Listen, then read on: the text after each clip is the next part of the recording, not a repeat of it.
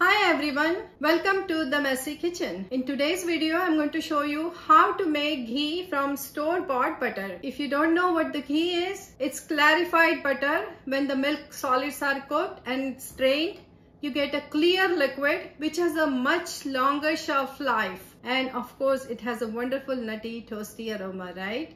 Shall we begin? So I'm using this unsalted butter. Now you may want to ask which brand butter should be used. To tell you the truth, use whichever butter you can get or is on sale. There is absolutely no need to buy expensive brand. If the ghee is cooked right, you cannot tell which butter it is made from. So why spend unnecessarily more money, right? To cook the butter, always use a big enough pan. It should be deep and should have a heavy bottom. The pan you see in the picture is quite deep, has a nice heavy bottom, and it is 4 quart by volume. I am using 6 sticks or 1.5 pounds of butter, which is going to give me 24 ounces of ghee in volume. Let's get cooking now. Turn on the stove on medium heat and put the pan on the stove. Butter starts melting almost instantly. The heat has to be on low to medium, definitely not more than that, otherwise butter can burn quickly. This requires little bit of patience. I am stirring it gently as butter melts, making sure it doesn't burn at the bottom. Our butter has completely melted. There is foam floating on the top. You can see we don't need to remove this foam, it's fine. Eventually this foam will disappear and the brown butter will be there. Thing to remember, do not stir it from the bottom. Just slowly move it from the top just to stir a little. It's better not to disturb it too much. So it's boiling now, you can see it's vigorously boiling. And the foam has a tendency to rise to the top, and that's why we need to have a really deep pan. Also stainless steel is necessary. Otherwise, as ghee cooks and it's going to brown, in non-stick pan you will not see the color and you may overcook it.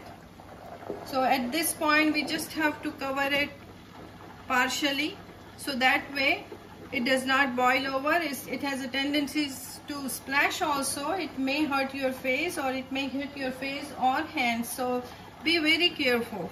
See, it's rising to the top. I have a nice deep pan, you can see this much deeper, so I don't really need to worry about boiling over. But if you had a shallow pan, it will boil over, so absolutely necessary to take a deeper pan. I'm just gently stirring it, gently moving it from the surface only. I'm not going to the bottom, just stirring it gently on the top. Now let it cook for another 5 minutes. I'm going to cover it.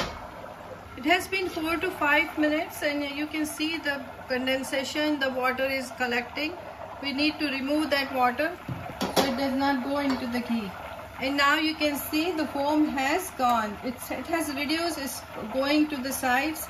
So that means this time it's going to collect to the side. So we need to scrape it little bit so it doesn't burn from the side. Just scrape it gently. Again, we are not stirring it from the bottom. We are just doing it from the sides. We don't want to disturb the solids which is collecting at the bottom. We need to cook them and evaporate all the water so we get completely clarified butter and which has a long life. We absolutely don't want any moisture in it whatsoever. Foam is already, the white foam is already almost gone. Now we are getting the clarified butter. You can see that. So again we need to cook for another 5 minutes. I'm going to cover it partially, not completely. Let's check after another 5 minutes. Another 5 minutes has passed. It has started browning on the side wherever the foam was stuck on the pan. It has started browning. So I'm scraping it from the side, so make sure it doesn't burn.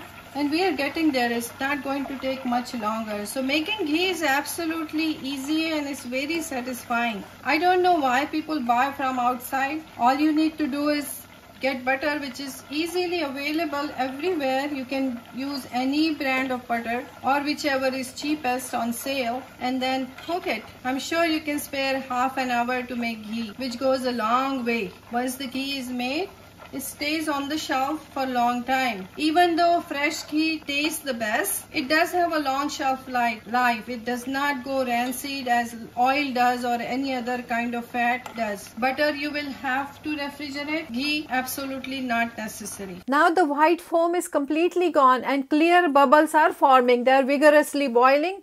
At this point we should not leave it alone, cannot leave it alone, otherwise it can either boil over or can burn. We don't want either of that. Few more minutes has passed by and you can see it has started browning from the side. I hope you can see that. The pan is really hot.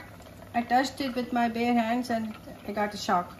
Anyway, it's going to, look at this, it's browning, which means it's getting ready. So we have to be very careful at this point. We do not want to leave it alone. Just keep a close eye on it. So I want to tell you a couple of things. Some people like it yellow ghee. That means they don't cook it long enough. In our household, we want brown butter.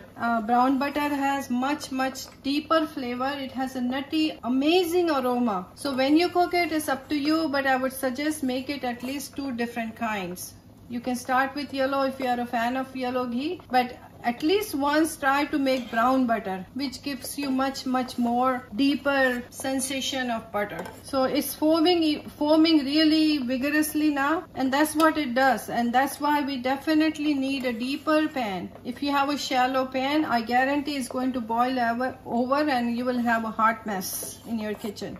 So at this point I'm going to reduce the heat, so I don't want it to burn, but it still needs some cooking. Ghee is little bit brown. It's completely clear and it's browning now. So I want to make sure it's brown enough but not burnt. I have switched off the heat. You see the brown spots on top? That means it's ready. And let's see if I can show you. It's darker at the bottom, and that's what we want. The ghee is brown.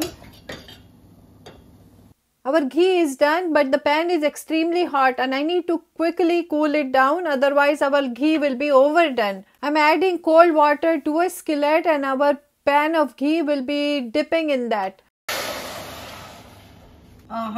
Look at this. I call this liquid gold. It's beautifully brown, and as it cools down, it's going to change the color. It will be like coffee color. It's not going to be this brown.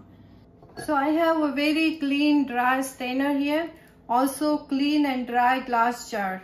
You can use stainless steel or glass jar, whichever works for you. Since it's so much, I'm going to do a little bit at a time initially and then I'll pour over.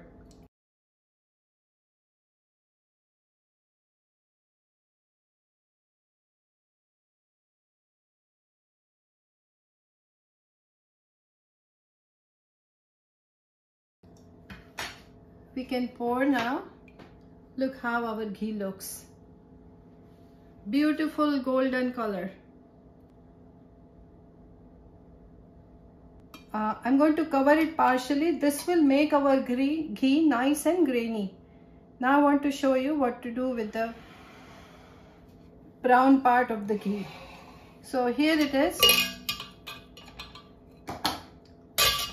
You see that brown part? To this brown part, add some water to it, maybe a cup or 2. Bring it back to boil. That will loosen the brown part from the bottom of this pan. Then you strain that water and save it in the refrigerator. You add that water to your baking or curries, or you can also make rice in it. It will have a wonderful ghee flavor. Now the wait is over. Our ghee has completely cooled down. And look, this is how it looks. Isn't this pretty? Nice deep golden color, grainy texture. I call it liquid gold. I'm going to scoop it out and show it to you how it looks. Look at this. This is my ghee container, and that's where I keep the ghee for everyday use. Extra ghee will be stored in the closet. We do not have to store it in a refrigerator. I hope you enjoyed the video. Stay tuned for more authentic recipes like this.